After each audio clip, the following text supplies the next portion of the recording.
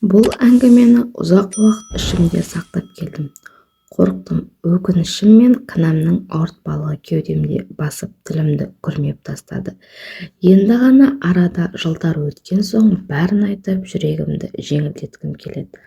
Балалық шағым балдай тәтті өтті, үйдің үлкені болған соң ба, әке-шешемнің бар мейірімі мен назары менің мойныма артылды. Әкем мен үшін таудай тірек болса, анам жүректегі жылуым еді. Менен кейін бауырларым дүниеге келді. Бірақ бәрібір менің еркелігім бәрінен асып түсетін. Әкем менің күлкім үшін бәріне дайын, жанын беруге әзір еді. Уақыт өте келе мектеп бітірдім, оқуда озат, тәртіпте тиянақты болдым. Енді болашақ мамандығымды таңдап арман қала Алматыға оқуға түсем деп шештім. Әкем де, анам да менің талабымды жоғары бағалайтын. Бірақ бұл жолы ойлары менікімен қабыспады. Алматы алыс, қыз балаға қиын, деді адам. Астанада апаң бар, соның жанында тұрасың, көзі тірі қамқор болады. Мен болсам қырсығып өз дегенімнен қайтпадым. Алматы еркіндік, жаңа өмір, жаңа достар. Жатақханада қыздармен бірге тұрып өз бетіммен өмір сүруді армандадым. Анаммен біраз уақыт келісімге келе алмадық. Ақыры әкем менің арманымды аяқ асты еткісі келмей қарсы шықпады. Құжаттарымды Алматыға тапсырдым. Әкем мені өзі бастап алып барды. Алматы қаланың шуылы, көліктердің шуы, биік үйлер, бәрі маған ертегідей көрінді. Бір сәтке болсын қорқыныш та, күмән да болмады. Армандарым бір қадам жақындағандай еді, бірақ дәл сол көліктердің бірі өмірімді екіге бөлді. Жол апаты бар болғаны бірнеше секунд. Әкем сол жерде жан тапсырды, мен тірі қалдым. Бірақ өмір бойы аяғым сылтып басқан мөке деп атандым. Бәрі көз алдымда, әкемнің қолымды ұстап қасымда отыруы, көліктің шиқ еткен үні. Сол сәттен бері санамда бір ғана сұрақ. Егер анамды тыңдағанда Астанаға кеткенімде бәрі басқаша болар ма еді? Бұл менің тағдырым. Армандардың құны кейде тым ауыр болатынын мен сонда ұқтым. Қазір өмірім жаңа арнаға бұрылды, әкемсіз. Бірақ әкемнің арманын арқалап өмір сүріп келемін. Ол менің бақытты болуымды қалады. Сол үшін мен сүрінсем де қайта тұрып алға жүруге тырысамын. Қатты қайғырдым.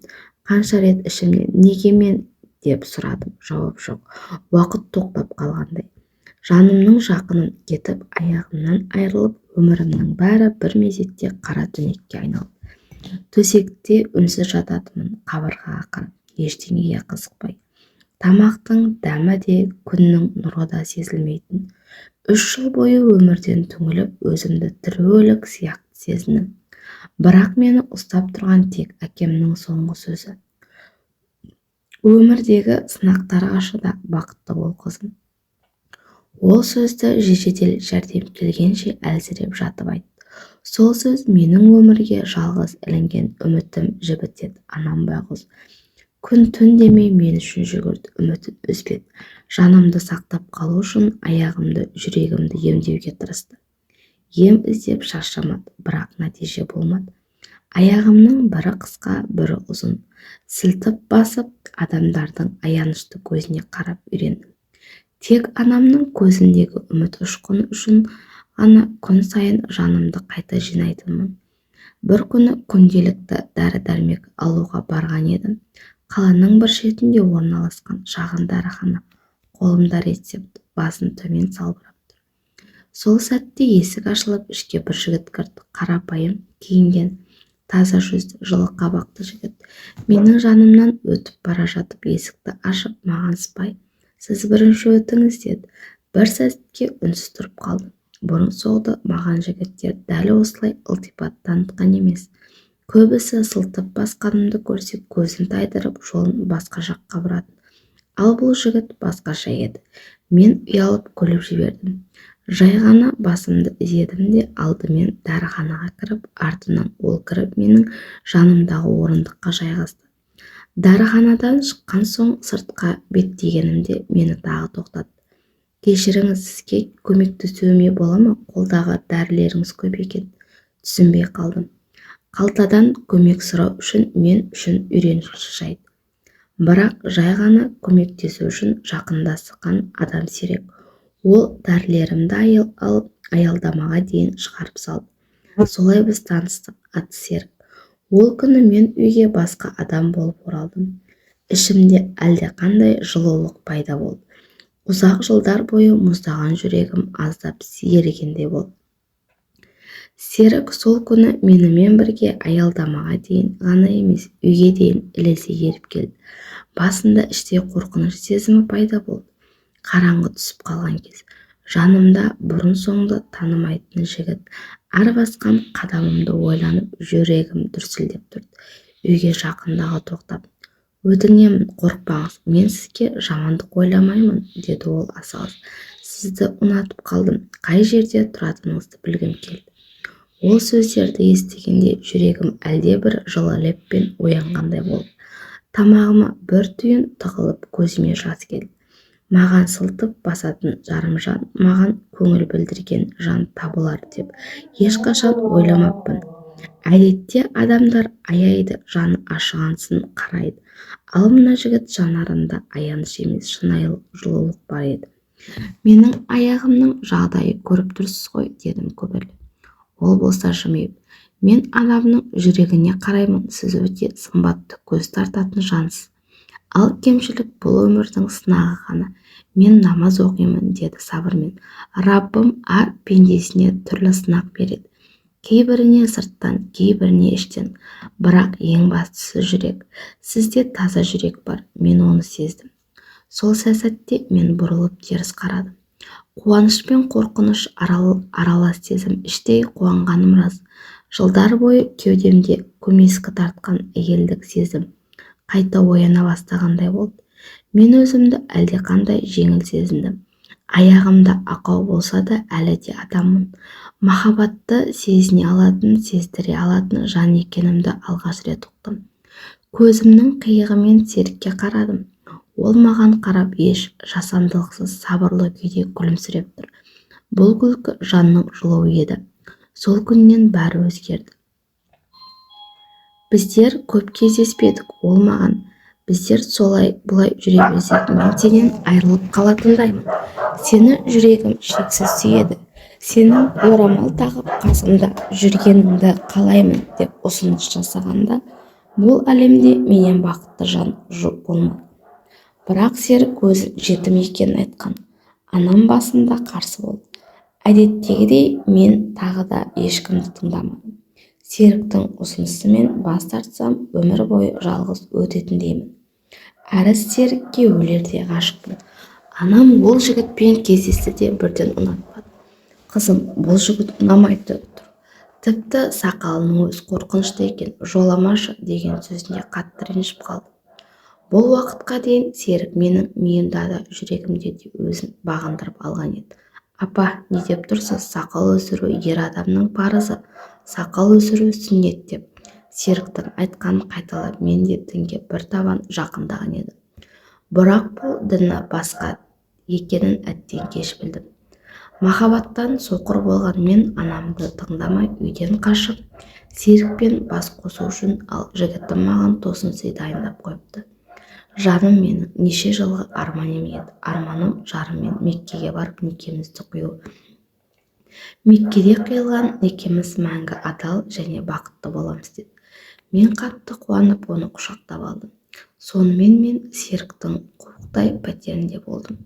Үйден қашқанда құжатымды алғам. Сол құжатпен шетелге шығуға. Серік өзі құжатты жасап, оны күтіп қалдық. Серік мені әбден сендіріп қойған. Алғаш рет ұшаққа отырдым. Керемет сезім. Бірақ біз басқа бағытта ұштық. Серіктің айтуынша солай екен деп сене бердім. Алайда бәрі жалған. Әуежайдан арнайы қымбат қара көлік күтіп алып, түсінбей мәз болып мініп алдым. Ұзақ жолдан соң ұйықтап кетіппін. Сөйтсем суыма дәрі қосып, әлгі қара көліктің ішінде су беріп еді. Есімімді қайықтың ішінде жидым. Түсініксіз тілде сөйлеген еркектер қорқайын дедім. Серіктің қолынан қысқан күйі қорқып отырмын. бір кезде қайық тоқтап айдала сияқты елді мекенге келді. Құмнан соғылған үй деуге де келмейді. Терезелері ашық, қолдан соғылған біртүрлі қара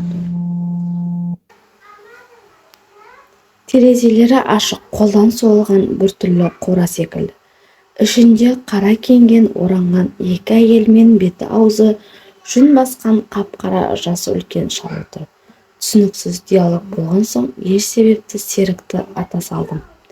Ал менің ондай нәрсені кинодан ғана көрдім. Айғайлап есім шығып, Серіктің өлі денесін құшақтап отыра қалдым.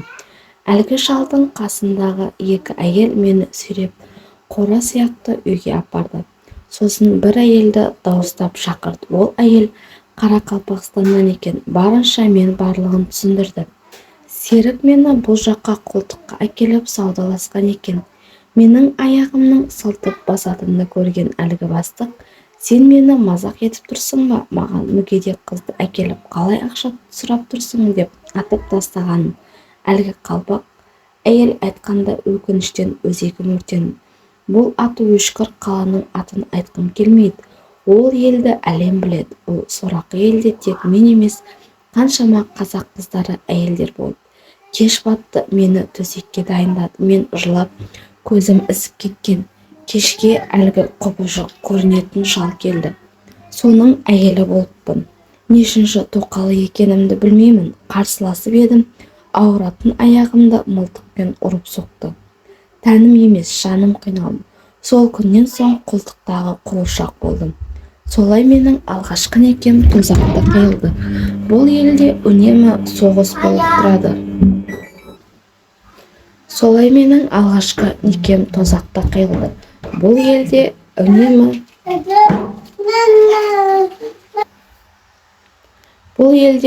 суық болып тұрады.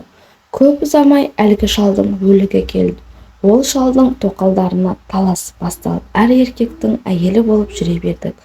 Көнбесек ата салады. Бұл жауыздарға адам өлтіру түк қиын емес.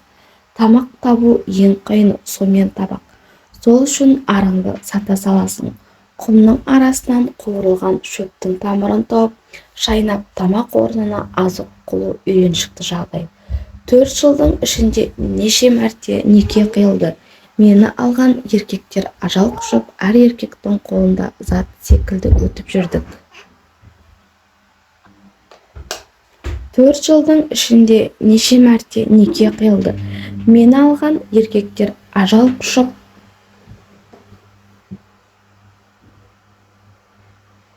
әр еркектің астында мыжылып талай зорлық болды. Айтудың өзі жиіркенішті. Енді өлдім, өмір сүре алмаймын деп жылағанда бізді құтқарып елге келдім. Ол кезде ішімде бала болды. Қанша жыл бала көтермегенмен елге келгенде емханада тексерсе өткенде жүкті болғанымды естіп жылап алдым. Дәрігер жүктілікке 6 ай болған дегенде ішімде 2 қолмен сабалап, өл, сен маған керек емессің деп ұра бердім. Олар мені әзер дегенде жұбатып, 2 қолымды караватқа байлап қойды. Анамды да шақырып алған екен. Байғұс анам жылап, құшағын ашып, мені сағынғанын айтып жұбатып жатты. Ол баланы өзі асырайтынын айтып, әлі де көндіруге тырысып жүр.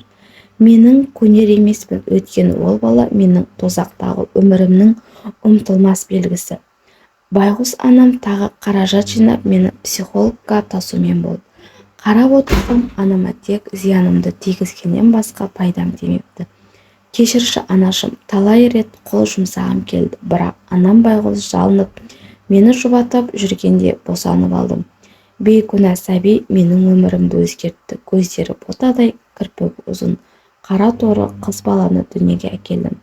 Туған бойда жетімдер үйіне өткізім келді. Бірақ жүрегім шыдамады.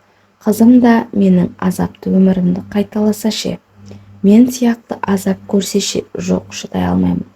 Көз жасыма ерік беріп, кішкентай қызымды құшағыма басып, мәңгі қорғауға ант бердім. Сол кезде мен бәрін түсіндім. Мен үшін анам қанша рет қиналғанын. Қазір қызымның әкесі де, анасы да өзіммін. Қызым үшін ғана өмір сүремін. Көшеде хиджаб киіп оранып жүрген қыздарды көрсем, еріксіз көзіме жас келеді. Оларды тоқтатып алып, Бұлай киініп нені дәлелдемексің? Бастысы Аллаға сеніп ниетің таза болса болды. Кәпірлердің киімін киіп Аллаға адалмын деу керек емес дер едім. Қап-қара хиджаб кигендерді көріп, сол бір тозақтағы өмірім көз алдыма келеді. Әттең, ол қыздар ештеңе түсінбейді. Ол тозаққа барып келсе, киіп жүрген хиджабтарын аяқпен езіп отқа тастар еді. Соңы осылай. Сіз авторға не айтатын едіңіз? Сіз қай қаладан көріп отырсыз? Өз ойыңызды комментарийға қалдырыңыз.